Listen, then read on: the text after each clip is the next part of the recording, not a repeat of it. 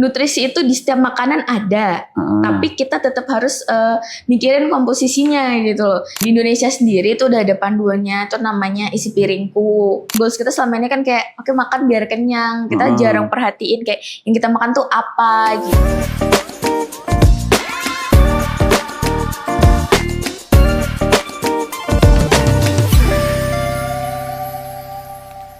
Selamat datang di Apotek, Asupan Podcast Kesehatan. Jadi ini episode pertama kita ya.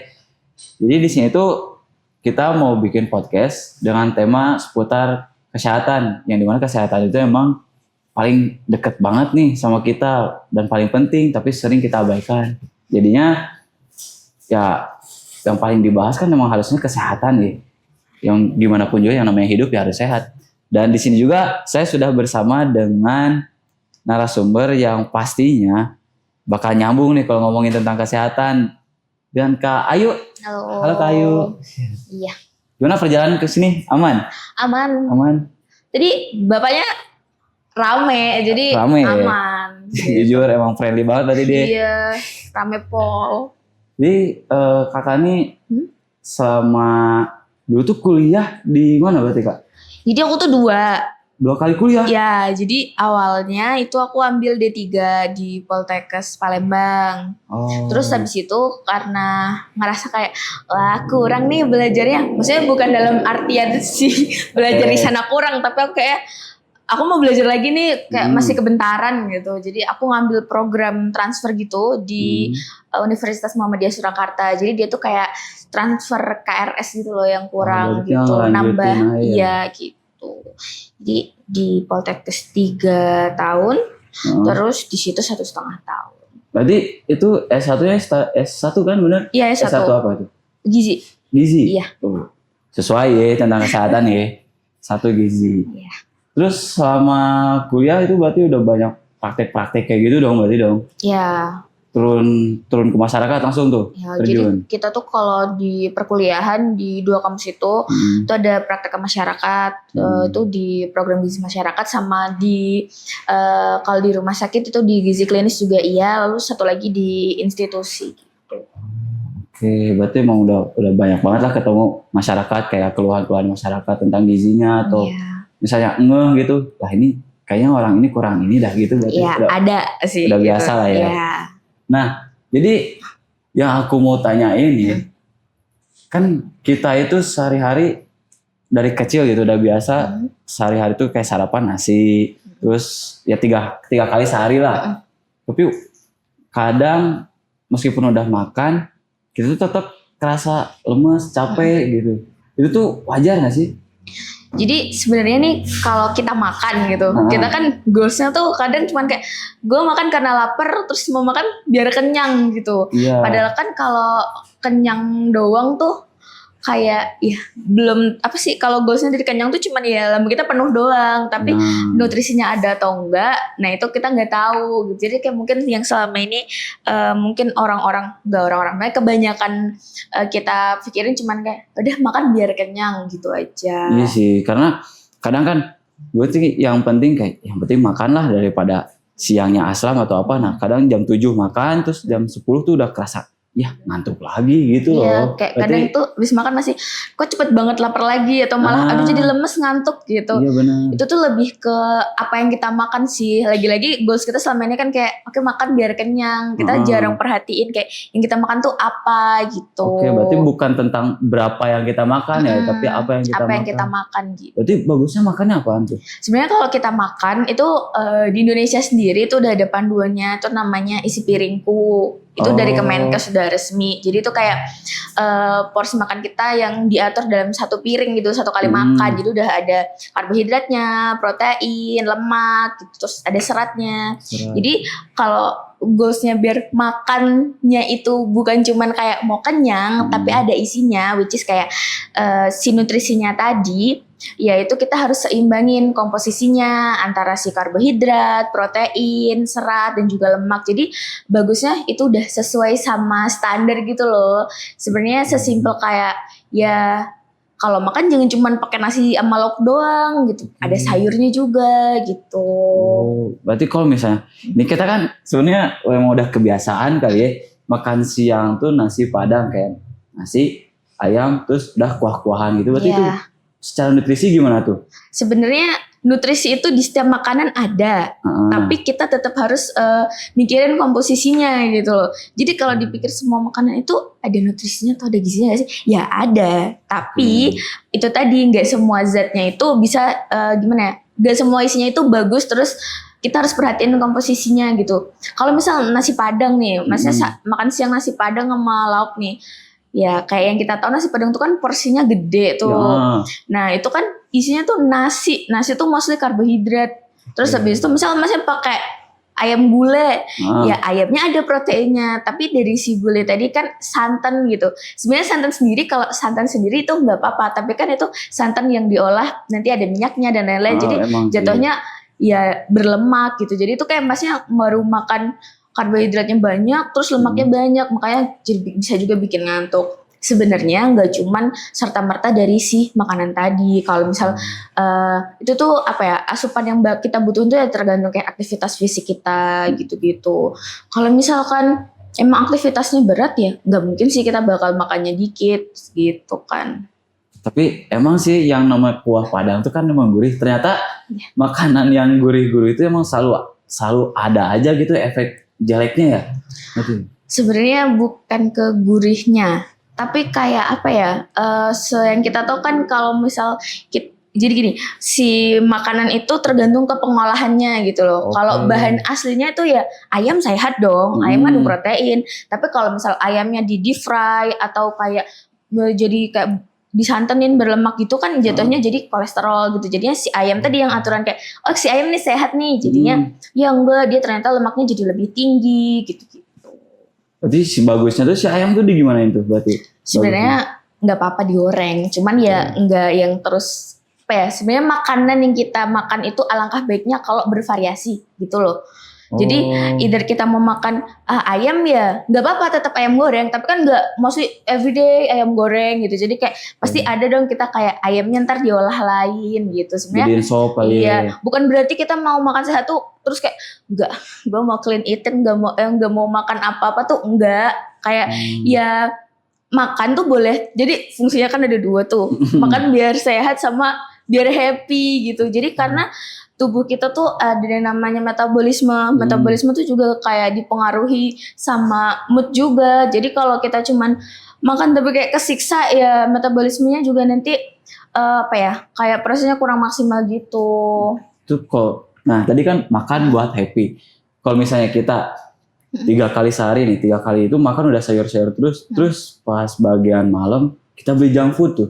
Aman gitu berarti?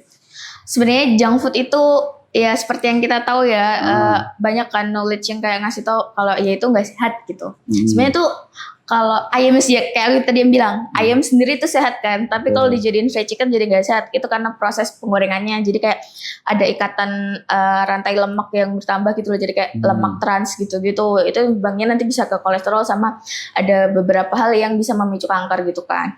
Cuman kalau itu sekali lagi bukannya bagusnya dihindari, tapi dihindari itu bukan yang kayak gue banget gitu. Ya kamu boleh, tapi kayak sesekali aja gitu.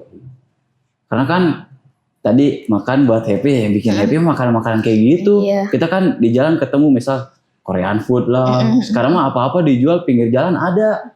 Kalau dulu kan ya enak lah, dulu mah yang pinggir jalan ya jajanan cuma itu doang. Sekarang semenjak banyaknya food vlogger kayak gitu kan, yang jual pinggir jalan juga makin variatif tuh. Ada makanan misal apa ya yang suki-suki kayak gitu-gitu. Kalau misalnya kita makan tuh tiap hari itu misal tiap pulang kerja gitu, berarti nggak rekomen banget ya. Jadi kalau misalkan kayak mau jajan gitu setiap hari tuh ya bagusnya nggak, apalagi yang kayak masih seperti tadi misal kayak suki-suki dan lain-lainnya, karena itu kan makanan yang udah diproses ya, karena baiknya buat kita itu yang real food gitu. Tapi ya boleh sih sesekali kalau menurut aku, karena kayak kita juga butuh happy-nya gitu loh. Cuman ya nggak untuk tiap hari gitu. Iya sih. Masalahnya karena emang kita si asupan nutrisinya tadi nggak bener ya. Jadi kan misal sarapan, udah sarapan kayak nasi gitu, tapi nutrisinya nggak bener. Kadang jam 11 lapar lagi, akhirnya jajan cimol. Terus iya, jam cimol 12 tuh susah tuh godaannya. iya, terus jam 12 misal makan nasi lagi, nanti jam 2 jajan lagi bakso. Kayak gitu-gitu terus. Jadi sebenarnya yang bikin lapar lagi, terus bikin kita gampang ngiler gitu kali ya, sebetulnya gampang ngiler gitu lihat makanan tuh karena emang kita ngerasa lapar terus gara-gara si nutrisinya kurang berarti ya. Jadi apalagi kalau contoh yang kakak kasih tadi, misal kayak udah makan sarapan, abis itu makan cimol, sampai itu ntar makan bakso lagi. Itu kan kalau kita lihat tuh banyak tepungnya, banyak karbohidratnya tuh yang masuk ke tubuh kakak. Jadi kayak kita tuh ada respon tubuh, kayak respon metabolik dalam tubuh. Dimana kalau misalnya kita konsumsi makanan yang tinggi gula, itu kan dia tuh lonjakan gulanya langsung naik. Tapi itu juga gampang turun.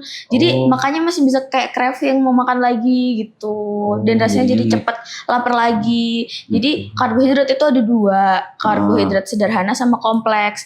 Nah kalau yang Mas yang sebutin tadi, itu masuknya ke karbohidrat sederhana. Dimana itu emang cepet gitu loh turunnya lagi. Makanya kita jadi cepet lapar lagi. Kalau mie instan gimana tuh? Mie instan itu dari tepung kan, jadi itu masuknya ke karbohidrat sederhana. Kalau karbohidrat kompleks tuh kayak ubi gitu loh. Oh itu kompleks. Iya. itu Sebenarnya nasi juga nggak apa-apa. Ubi kayak gandum, oat gitu bisa. Oh itu tuh yang bikin kita kenyang lama tuh ya? Iya. Karena kompleks. Iya. Lama lah, ibaratnya diolahnya lama banget tuh. Oh kayak gitu ya. Terus berarti kalau misalnya kita sarapan bagusnya nih kan nasi, terus lauknya apa plus apa gitu, sebutin kayak misalnya ayam terus ditambah apa gitu.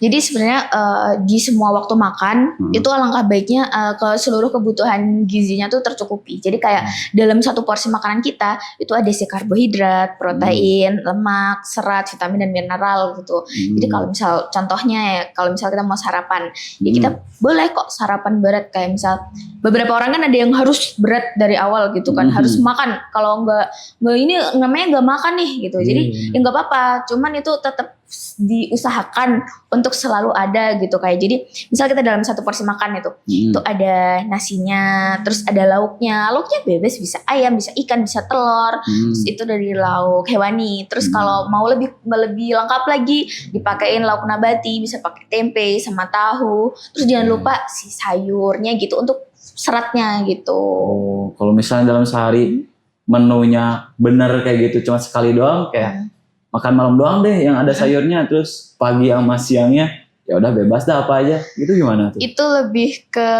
proses sih jatuhnya. Jadi kayak ya kita bagusnya emang kalau berubah mah perlahan-lahan gitu ya. Emang. Karena kalau kita langsung jumping juga kaget kan.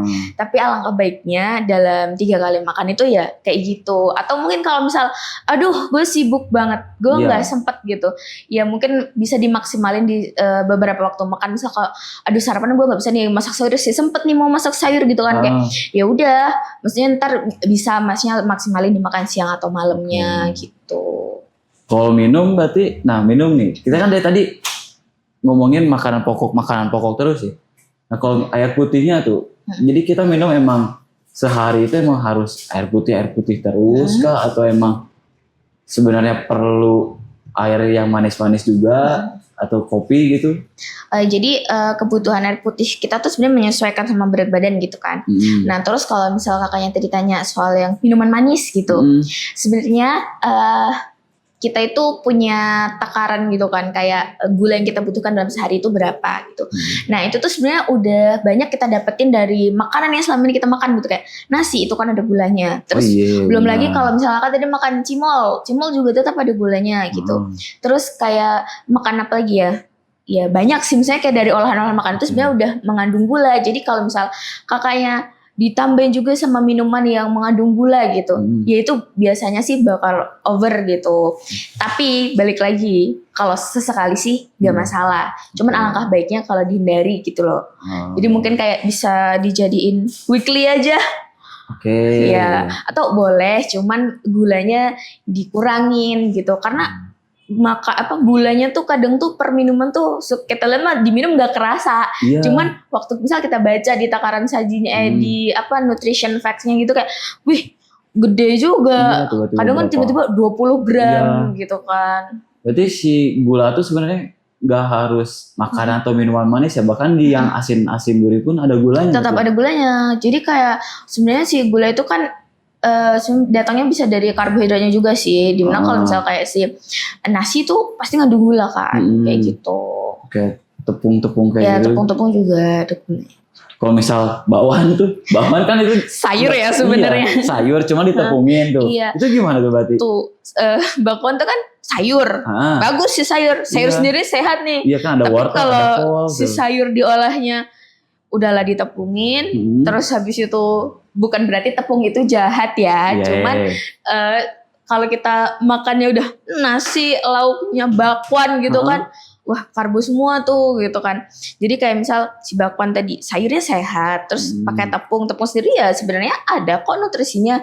Cuman balik lagi pengolahannya kan digoreng, kita nambah minyak gitu. Jadi kayak jatuhnya apalagi kalau misalnya tuh jadiin lauk ya, tuh kayak jadi waduh karbo semua gitu. Jadi bagusnya sih tuh boleh, cuman ya sesekali aja. Maksudnya nggak bisa kalau misalnya dijadiin kayak lauk gitu. Emang si sayur itu jadinya kalah gitu ya? Iya, balik lagi sebenarnya semua bahan makanan tuh ya bergizi, tapi balik ke cara pengolahannya. Kita kan nih Gen Z itu sebenarnya kan kita kan emang ngerjain banyak hal tuh. Gen Z itu banyak banget tuh kegiatannya tuh. Nah kita tuh kadang malah malesnya tuh buat makan gitu. Iya. Kita tuh kayak malas masak. Akhirnya kita beli makanan-makanan yang cepet saji gitu kan, kayak tadi yang junk food tadi. Kalau tadi kan aku nanyanya junk food tapi buat cemilan, kalau ini misalnya junk food tapi buat makanan pokok gitu. Jadi kita tuh sebenarnya kan jadi Gen Z sekarang udah gampang gitu. Misalnya udah kayak pesan makan bisa online, di mana-mana ada. Dan terus sekarang itu awareness kita sebenarnya buat makanan sehat itu udah ningkat banget. Karena kayak sekarang aja orang jualan makan tuh udah yang macam-macam gitu loh, udah kayak amazed sih sebenarnya. Karena sekarang kayak banyak orang kayak jualan kukusan tuh sekarang lagi naik banget, iya kan? Tapi dimsum sehat loh sih dimsum. Wah, emang bener sih dimsum dikukus sih. Itu kan Iya sih, nggak masalah sih kalau dimsum. Nah tuh kan dimsum dikukus, terus bahannya juga daging-daging tuh. Itu gimana tuh berarti? Sebenarnya kalau dimsum sendiri tuh kalau aku nilai itu sebenarnya dia tuh kan proporsi penggunaan dagingnya sebenarnya lebih banyak daripada si tepung kan. Itu sebenarnya nggak apa-apa. Cuman balik lagi dimsum kan orang nggak pada makan dimsum polosan kan. Iya benar. Dimsum mentai deh gitu. Contohnya ya udah nggak usah disebut deh. Misal kayak dimsum dengan persaus-sausannya. Saus yang kita gunain itu mostly tuh tinggi natrium gitu loh. Jadi itu jatuhnya balik lagi si makanannya sehat, pelengkapnya kurang. Iya gitu. sih benar sih. Kan dimsum kan kadang kita pakai ini nih, apa namanya? Chili oil ya? Iya. Itu dari namanya udah oil berarti minyak semua minyak, tuh. Iya. Lagi kayak chili oil kan beneran pure kayak minyak sama si cabe kan. Cuma minyak ada rasa asin pedasnya doang gitu. Berarti emang kagak sehat tuh ya sebenarnya. Si toppingnya iya, kagak sehat. jadi makanannya mah sehat, cuman cara kita makannya gitu. Sehat kalau emang dimsum yang dagingnya banyak. Kalau yang tepung itu mah yang 5 ribuan lah, yang 2 ribuan itu mah tepung semua isinya. Nah kalau produk ini nih, ini kan banyak banget tuh diomongin sama orang-orang. Katanya ini tuh cocok buat kita gantiin makanan sarapan, makan malam gitu. Kalau misalnya kita mager masak-masak, ya udahlah kita sarapan ganti ini gitu, atau makan malamnya ganti ini. Gimana tuh kalau ini? Balik lagi ya, kayak Mas yang bilang tadi, kita Gen Z sibuk nih, banyak banget aktivitasnya gitu kan. Jadi kita kadang suka kayak, aduh, males makan, skip makan gitu. Sebenarnya ini bisa jadi solusi sih menurut aku, karena kayak ini kan praktis, simple gitu ya. Bener. Karena itu yang kita cari dan butuhin gitu kan. Kalau ada yang praktis, simple, terus bisa memenuhi kebutuhan, kenapa enggak? Jadi kalau si produk ini sebenarnya kalau aku lihat dari komposisinya itu dan apa nilai gizi yang terkandung di dalamnya itu bisa sebagai pengganti, cuman ya itu nggak bisa jadi saklek gitu loh. Jadi itu kayak di waktu tertentu aja. Misal kayak aduh aku hari ini udah kayak udah telat nih gitu. Jadi kayak mau buru-buru gitu. Ya itu nggak apa-apa. Yang penting kayak lambungnya nggak kosong, terus terisi sama makanan yang secara komposisi itu ada karbohidratnya, protein, lemak gitu dan serat gitu. Jadi dikonsumsi tiap hari gimana tuh kalau dikonsumsi tiap hari? Sebenarnya tiap hari itu nggak masalah ya. Oke. Cuman kita itu tetap balik ke yang aku bilang sebelumnya, kalau makanan yang kita konsumsi itu lebih baik kalau bervariasi. Iya sih, gitu. bosen kayak takutnya bosen ya. Iya, selain bosen kan satu bahan makanan itu nggak bisa mencukupi semua kebutuhan yang kita punya gitu loh. Jadi misalnya nih, kalau tiap hari mau makan ayam mulu, tapi kadang kita juga butuh kandungan yang ada di telur sama ikan. Jadi bagusnya ya kita switching gitu. Kalau misalnya ini dipakai buat sarapan atau makan malam, terus siangnya makan apa gitu, boleh berarti ya? Itu bisa. Mending gitu sih kayaknya. Karena kalau siang tuh sebenarnya malah cenderung mau effort beli makan tuh kayak siang deh paling enak tuh ya. Jadi kan waktu kita tidur itu tubuh kita itu puasa. Dan makanan yang bakal kita makan pertama kali itu berpengaruh banget gitu loh, kayak menentukan kita yang sehari nih, karena kayak makanan tuh bisa juga kayak ngaruh ke mood dan lain-lain gitu loh. Jadi kalau makanan pertama yang masuk ke tubuh kita tuh bagusnya itu yang emang bergizi gitu, yang sehat gitu. Nah daripada nih kita kayak gue sarapan bakwan aja PA3 ya gitu. Itu kan balik lagi tuh si bakwan tuh baru ada sayur sama si tepung doang, proteinnya belum dapat lah. Mendingan kita bisa sarapan pakai ini. Itu kan kalau kita lihat nih di sebelah sini ada informasi nilai gizinya itu udah ada semua si karbohidrat, protein, lemak itu udah ada seratnya lagi. Nah si serat itu ngaruh banget ke yang Mas bilang tadi kenapa suka lapar gitu. Nah itu tadi karena serat itu bikin kita kenyang lebih lama gitu loh. Makanya kalau walaupun kita makan nasi padang, tapi kalau cuman pakai lauk doang kita kayak ngantuk terus cepet lapar itu karena nggak ada serat. Kan tadi itu serat berarti bikin kenyang lebih lama tuh. Berarti bagus ya buat diet. Iya. Jadi serat sendiri itu kan di proses pencernaan tuh lama gitu loh. Jadi kita bakal kenyang lebih lama kalau kita makan ada seratnya gitu. Berarti karena ini ngandung serat, bikin kenyang lebih lama, bagus dong buat diet. Jadi kalau buat diet itu sendiri, itu sebenarnya kan pengaturan pola makan kita gitu ya, komposisi kita sekali dalam kita makan gitu kayak. Ya tadi harus ada si karbohidrat, protein, lemak dan si serat tadi. Ini kalau yang aku lihat sih, ini di informasi nilai gizinya sendiri, ini mungkin teman-teman bisa lihat sendiri gitu ya. Itu udah ada nih aku lihat, udah ada proteinnya, udah ada karbohidratnya, terus di sini udah ada seratnya juga.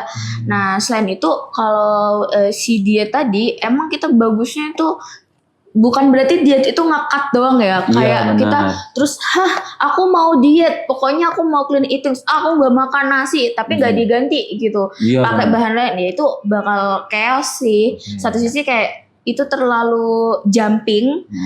Awalnya misalnya kita makan nasi terus tiba-tiba enggak gitu, itu nggak bisa. Kita harus kayak pelan-pelan gitu loh.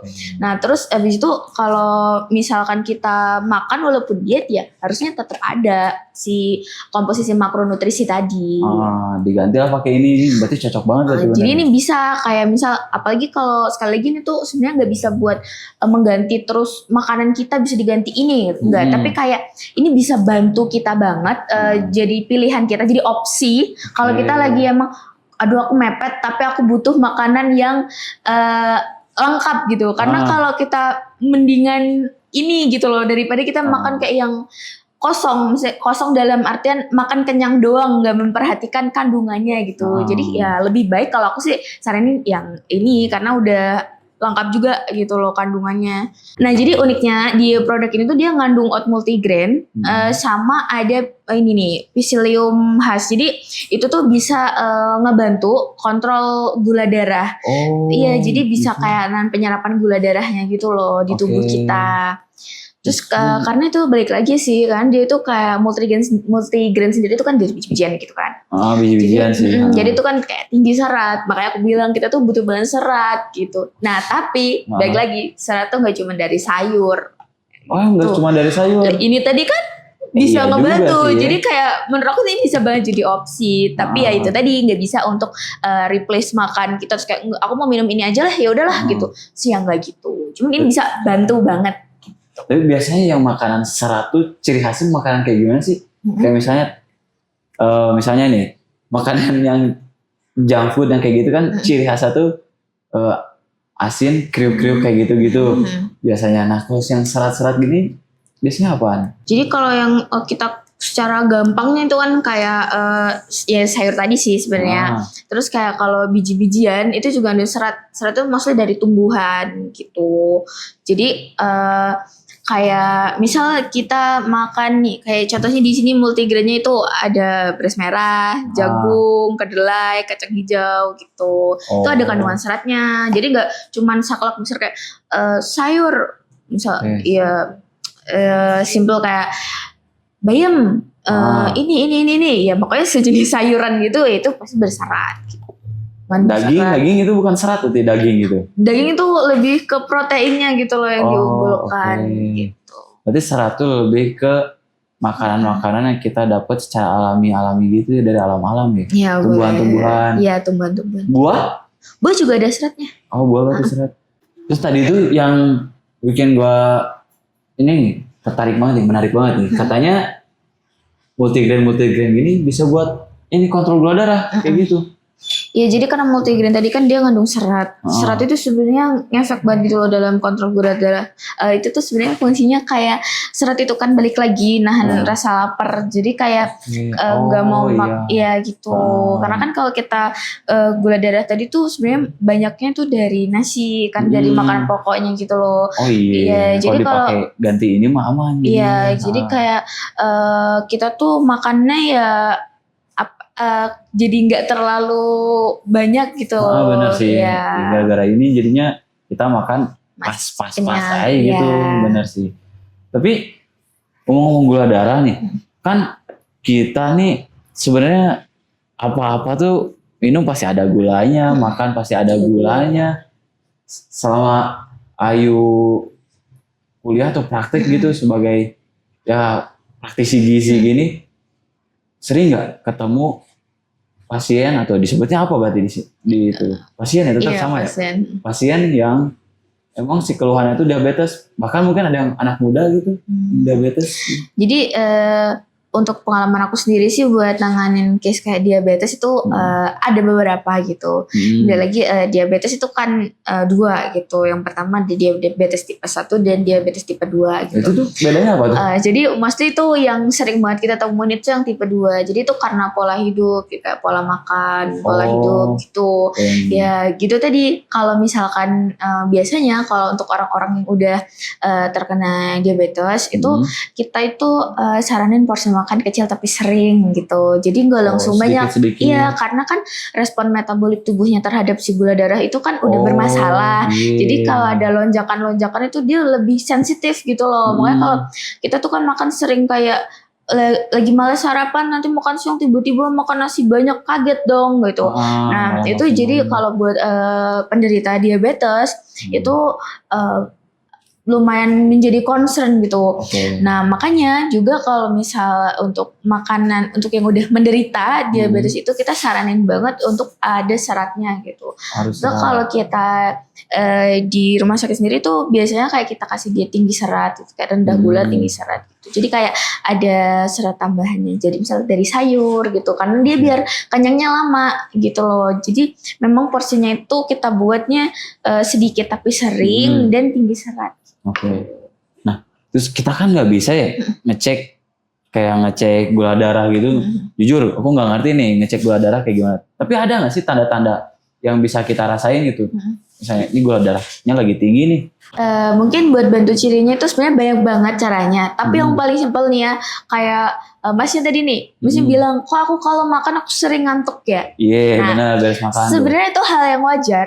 Tapi kalau setiap hari, misalnya kayak mostly setiap makan langsung kayak ngantuk terus itu udah warning dari tubuh kita gitu. Jadi kayak warningnya tuh kayak berarti kamu ada respon Jadi lagi itu kayak respon metabolik gitu. Merespon dari metabolisme kita kayak berarti ada sesuatu yang salah nih. Kenapa kok super sensitif banget nih sama si gula ini? Itu bisa kok dari situ. Sebenarnya banyak lagi ciri-cirinya. Cuman kalau misal mau secara garis besar dan gampangnya ya itu tadi. Kalau kan kita normal dong. Kita habis makan kita ngantuk gitu. Cuman kalau setiap habis makan, which is kayak makan kita sehari 3 kali dan itu ngantuk semua. Itu mungkin masih perlu kayak ini kenapa ya? Apa ada yang salah nih di tubuh aku? Iya juga sih.